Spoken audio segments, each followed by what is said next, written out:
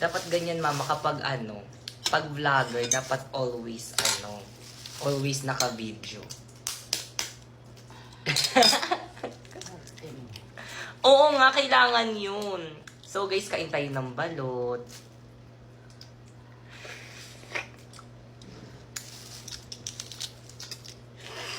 Balot lang, dami nagmumukbang niya.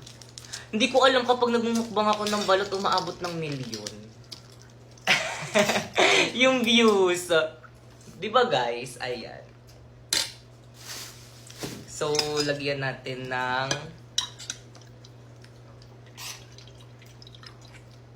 ng suka and then ganyan. And then eat.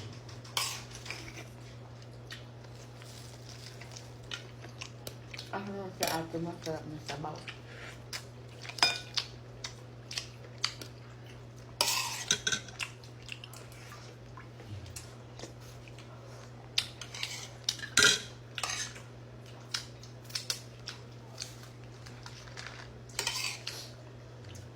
Sabaw lang. Mama, tignan mo bilog na bilog, oh. Guys, tignan nyo, bilog na bilog.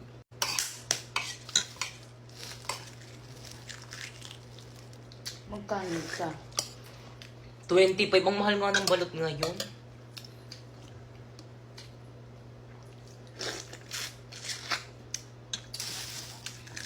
Ha?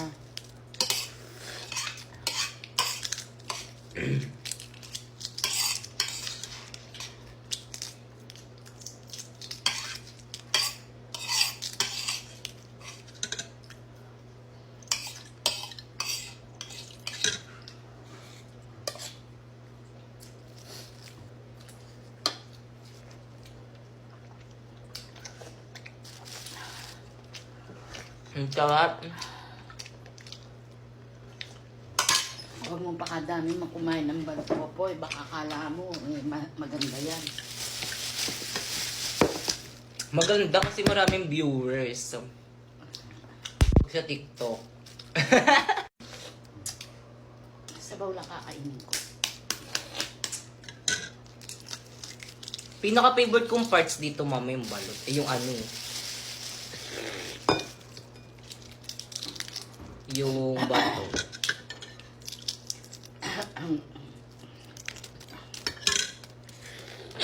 Sabi mo sabaw lang yung kakainin mo.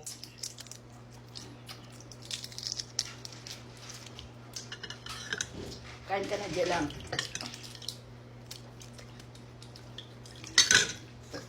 So last, guys. Kain ka na dyan lang.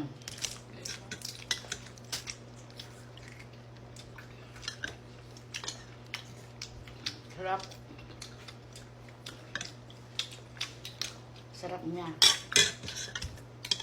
Inalam niya ng camera. Mama, o bakit? May in-order ako sa Lazada. Sinasabi ko na po sa'yo ngayon baka pagdating wala na namang pambayad. Diyos ko, day. Puro ka order. Puro ka luho. May pinatago ka? Ha? May pinatago ka? Ang dami-daming taong nagugutom dyan sa may labas tapos ikaw, pa-order-order ka lang dyan. Naku, tigil-tigilan mo ako, ha? Baka sapukin kita dyan. Napkin lang naman yun, eh. Ah, napkin lang ba? Dapat sinabi mo agad. Diyos ko, yung inaanak ko nandito. O anong ginagawa mo dito? Merry Christmas po. Merry Christmas din. O sige, pwede ka nang umalis. Salamat. Mamamas ko po. Sabi niya, inaanak, pwedeng sa susunod na Christmas ko na lang ibigay ang sobre mo? Wala pa kasi talaga akong pere. Pang-alak ko na lang to. Ganyan na ganyan din yung sinabi mo nung nakaraang Christmas eh. Okay lang yan. O sige na, umalis ka na. Baka hinahanap ka na ng nanay mo. Alis na. Bye-bye. Lo, matapos yung makikain sa binyag ko, itataboy nyo lang ako. Hindi kita tinataboy. Pero parang ganun na rin. OMG!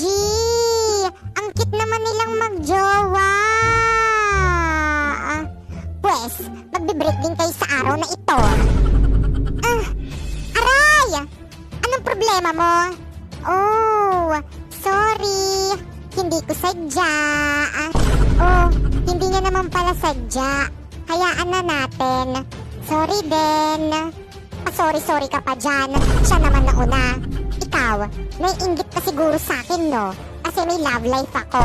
Ha? Palibhasa walang jowa. Ano naman? Nandiyan naman yung jowa mo. Nagtitext sa akin kung kumain na ba ako. OMG, nauutot ako. Sana hindi nila maamoy. Ano yun? Ba't ang bantot? Sino umutot dyan? Secret! Happy Burmans! Malapit na naman, sumapit ang Pasko. Pero ba't ganon walang nagbago? Wala ka pa rin jowa. Wala ka pa rin jowa. Wala ka pa rin jowa. Ninong-ninang, mag-ready kayo. Sana na may wag nang magtago. Dahil sa kakuriputan. Dahil sa kakuriputan. Dahil sa kakuriputan. Pasneyang COVID-19. Lumayas ka na. Baka hindi kami payagan na mga rolling. Patay! Napakaganda mo. Hala babe, ano ba? Wag mo kong harutin. Totoo naman eh. Pakis nga babe. Ang sarap. La la la la la. OMG yung ex ko. May bago na pala siya. Ang bilis naman. Puntahan ko nga. Huy ex. Oh, hi din ex. Kumusta ka na? Ito, okay lang naman. Buisit na buisit pa rin sa'yo. Bago mo? Oo, ako yung bago niya.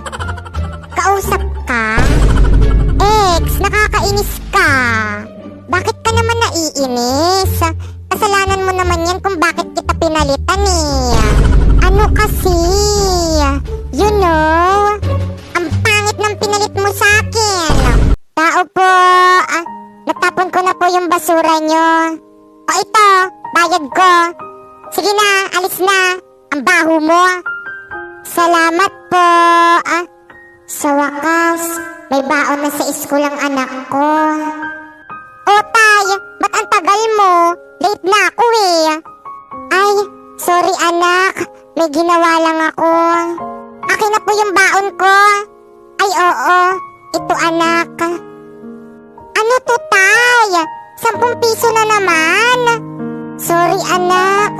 Ayan lang kasi yung binayad sa akin sa pagtatapon ng basura eh. Sa'yo na yan. Ba't pa kasi ikaw pa yung naging magulang ko eh? Anak, sorry kung ayan lang yung kaya kong ibigay sa'yo. Sige na po, papasok na ako. Anak, sorry. Nasaan na kaya yung anak ko? Ayun. Anak. Oh, anong ginagawa mo dito, tay? Susunduin ka. Uwian nyo na, diba? At saka gabi na kasi. Baka mapano ka. Di bang sabi ko wag nyo na akong susunduin? Nakakahiya sa mga kaklase ko. Ang dungis-dungis nyo. Anak, ano kasi? Galing kasi ako sa trabaho. Yun naman pala. E di sana nagpahinga ka na lang sa bahay. Anak, ba't ganyan ka naman magsalita sa akin? Ikaw kasi, napakakulit nyo. Mamaya pa ako uuwi. Gagala pa kami ng mga friends ko. Ganun ba? O sige. At saka wag ka na pumunta dito sa may school. Nahihiya ako sa mga klase ko. Tara na nga. Ingat kayo mga anak. Anak, binilan kita ng teddy bear. Di ba gusto mo yung laruan na ganyan? Ano to, tay? Hindi naman ito yung teddy bear na gusto ko eh. Nasa mall yung gusto kong teddy bear. Sa ukay-ukay mo lang ata to binili. Ano kasi anak? Ang mahal ng mga laruan sa mall. Hindi ko kayang bilhin. Eh di sana hindi ka na bumili. Gusto lang naman kita mapasaya, anak eh. Hindi mo nga mabili yung mga gusto ko eh. Paano ako magiging masaya? Buti pa ibang mga magulang, binibigay sa mga anak nila yung mga gusto nila. Anak, sorry. Sorry kung ako yung naging magulang mo. Hello, kuya. Bunso. Hello. Bakit? Si mama po. Wala na. Ma'am? Bakit? Yung nanay ko po kasi wala na. O anong gusto mong gawin ko? Kung pwede po sana, gusto ko po sana siyang puntahan sa may burol niya. Nako, hindi pwede. Kita mong nagtatrabaho ka tapos maglilive ka? At isa pa, wala kang pamasahe dahil hindi kita bibigyan. Ma'am, paraawa niyo na po, ma'am. Gusto ko lang po talagang puntahan yung nanay ko kahit sa huling hantungan niya lang po. Sinabing hindi pwede. Bahala ka dyan. Ma'am. Yaya. Ay, ma'am. Nandyan na po pala kayo. Asan na yung anak ko? Ano po kasi? Ano? Umalis po. Pinigilan ko po siya pero ayaw niya pong makinig sa akin. Ano? Yaya naman. Alam mo namang oras na ng gabi tapos hinayaan mo lang na lumabas yung anak ko? Sinubukan ko naman po siyang pigilan pero ayaw niya pong makinig sa akin. Ano ba yan, Yaya? Ayun na nga lang yung trabaho mo. Ang pagbabantay sa anak ko tapos hindi mo pa nagawa ng maayos. Napakapalpak mo talaga eh, no? Sorry po, ma'am. Hindi na po mauulit. Talagang hindi na. Dahil kapag may nangyaring masama sa anak ko, kumanda ka sa akin. Tandaan mo yan. Sorry po talaga, ma'am. Ma'am, bakit, Yaya? Hay nako, nandito na naman yung pakailamerang katulong na yan. Magpapaalam lang po sana ako, mga ma'am. Magre-resign na po ako. Ano? Bakit? Yaya, kung dahilan to sa pagmamataas ko ng boses sa'yo, sorry. Stress lang talaga ako sa trabaho. Nay, hindi mo kailangan humingi ng tawad dyan. Katulong lang yan. Alam ko naman po sa sarili ko na katulong nyo lang ako eh. Naalipin nyo lang ako. Pero hindi ko na po kaya yung pagmamalupit nyo sa akin. Yaya, sorry, hindi ko alam na ayan pala yung nararamdaman mo. Huwag ka nga humingi ng tawad dyan eh sa katulong na yan. Ikaw pa talaga may gana magreklamo. Kung gusto mong umalis, umalis ka. Dalhin mo lahat ng gamit mo. Tay, gising. Sabi mo hindi mo ko iiwan. Di ba bibilan mo pa ako ng maraming toys? Hoy, ampon. Tumigil ka nga dyan sa kakaiyak mo. Kasalanan mo kung bakit namatay ang asawa ko. Nay, hindi ko naman po ginusto na mangyari to eh. Wag na wag mo akong tatawaging nanay. Dahil hindi kita anak. Kung hindi mo sana pinabayaan yung asawa ko, hindi sana to mangyayari. Sorry po, Nay. Sorry po. Tingin mo may magagawa pa yung sorry mo? Wala na yung asawa ko. Nang dahil yun sa'yo.